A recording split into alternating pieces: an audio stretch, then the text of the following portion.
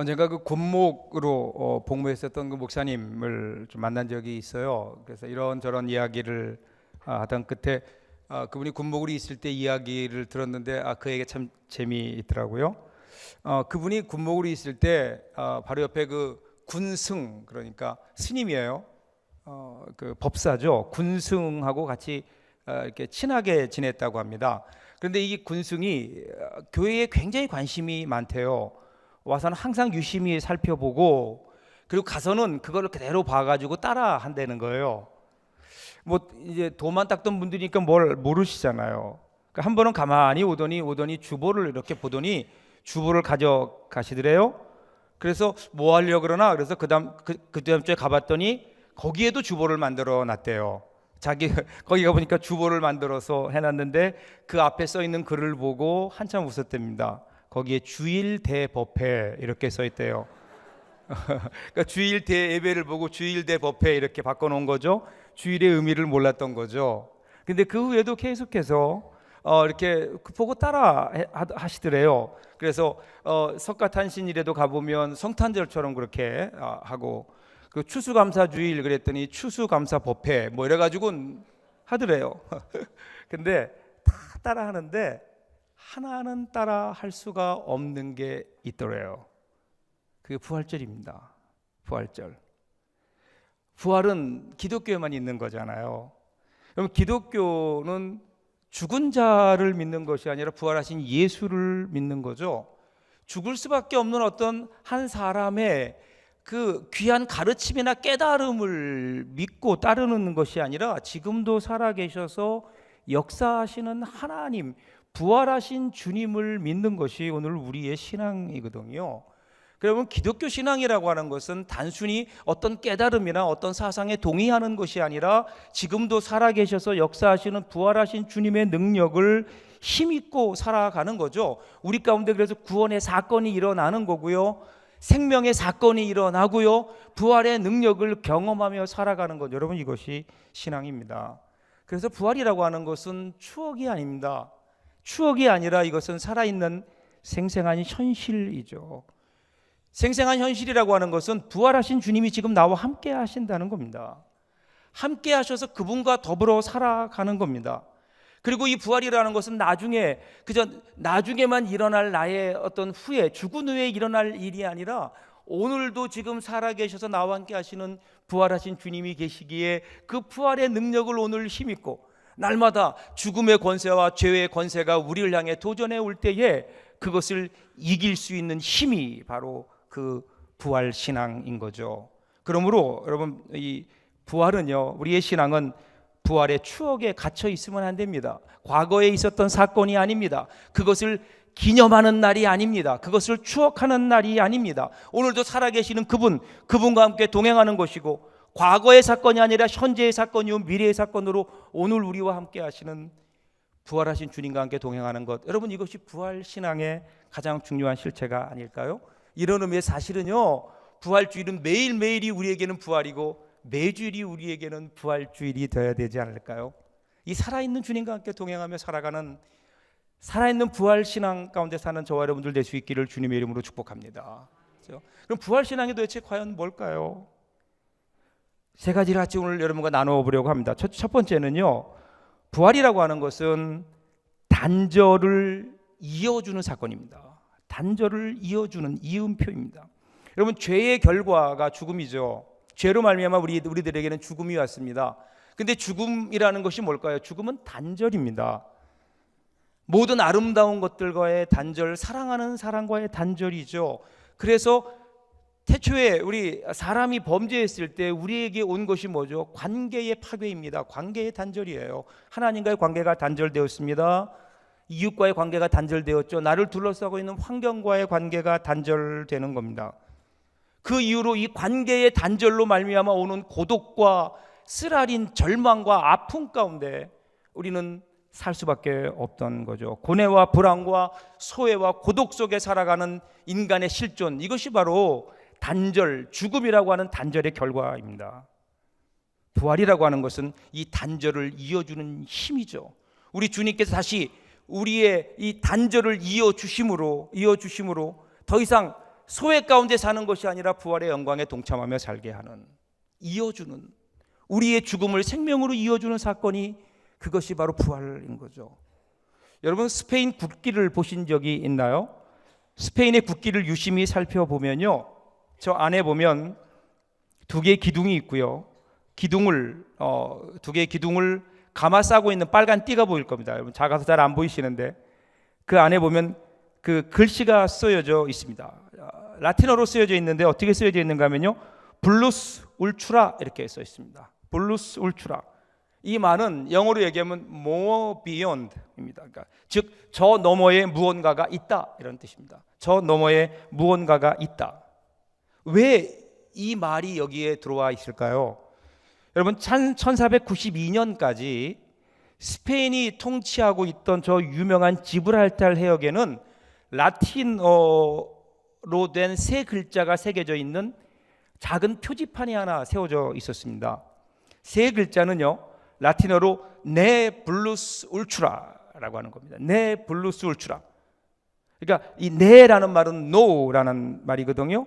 그러니까 이 너머에는 아무것도 없다라는 거, no more beyond라는 뜻이에요. 이 너머에는 아무것도 없다는 겁니다. 당시 스페인 사람들은요, 거기가 지구의 끝인 줄 알았어요. 스페인령의 마지막, 지브랄타르 해역, 그 해역이 온 세계의 마지막이고, 여기를 넘어가면 바다고, 바다 끝에는 바다가 낭떠러지로 물이 떨어지게 되어 있다.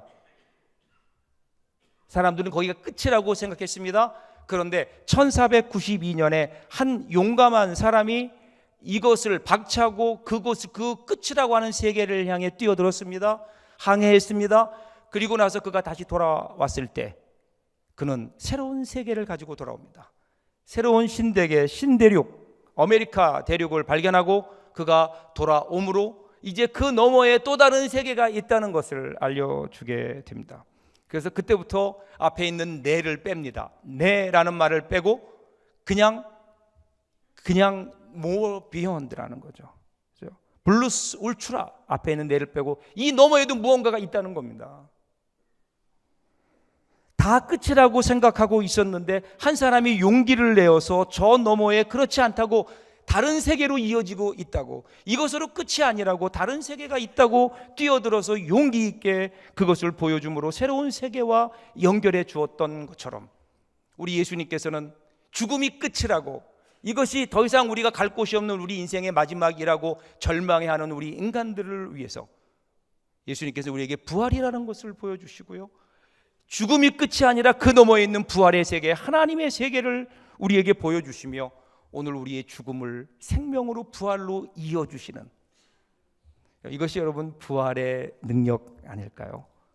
부활. 그래서 이 부활이라고 하는 것은요, 이 부활은 내일을 오늘과 연결시켜 줍니다. 그러므로 오늘 부활 신앙을 가지고 살아가는 우리들은 오늘 우리 길이 막혔어도 내일 주님이 열어주실, 이어주실 길이 있기 때문에 결코 우리는 포기하거나 절망하지 않는 겁니다.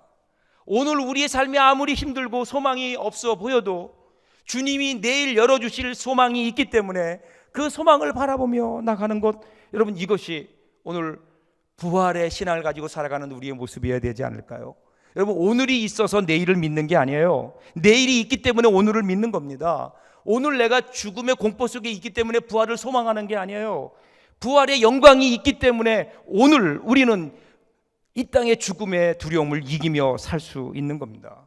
그러므로 예수 믿는 사람들, 특별히 부활의 능력을 힘 있는 사람들은요, 이 이음표 인생을 살아가는 겁니다. 더 이상 이것이 끝이 아니라 우리의 죽음을 우리 예수님의 부활로 이어주는 그런 능력을 힘입고 또 그런 모습을 보여주며 살아가는 저와 여러분들 될 수 있기를 주님의 이름으로 축복합니다. 두 번째, 예수님의 부활은요, 마침표를 쉼표로 바꿔놓은 사건입니다. 사람들은 죽음을 마지막이라고 생각합니다. 모든 것이 끝이다. 그래서 마침표, 피리어드 딱 찍는 거예요. 그래서 때로는 죽음은 그만이야 라는 말을 합니다. 죽음이 끝이라는 겁니다. 이것이 사람들의 일반적인 생각이죠. 예수님의 죽음도 그렇게 생각했습니다. 심지어는 예수님의 제자들까지도 예수님이 십자가에 달려 돌아가셨을 때, 죽으셨을 때 모든 것이 끝났다, 피리어드, 마침표를 찍어 버렸습니다. 그런데 주님은 그 마침표를 쉼표로 바꿔 놓으십니다. 주님은 부활하십니다.